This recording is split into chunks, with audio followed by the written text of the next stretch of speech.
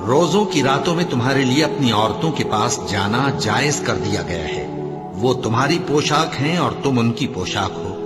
अल्लाह को मालूम है कि तुम उनके पास जाने से अपने हक में खयानत करते थे, सो उसने तुम पर मेहरबानी की और तुम्हारी हरकत से दरगुजर फरमाई।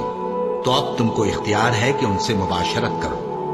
और अल्लाह ने जो चीज तुम्हारे लिए लिख रखी है यानी औलाद, उसको अल्लाह से तलब करो और खाओ और पियो, यहां तक कि सुबह की सफेद धारी रात की सियाह धारी से अलग नजर आने लगे। फिर रोजा रखकर रात तक पूरा करो, और जब तुम मस्जिदों में एतकाफ बैठते हो तो उनसे मुबाशरत न करो। ये अल्लाह की हदें हैं, इनके पास न जाना। इसी तरह अल्लाह अपनी आयतें लोगों के समझाने के लिए खोल खोल कर बयान फरमाता है ताकि वो परहेजगार बने।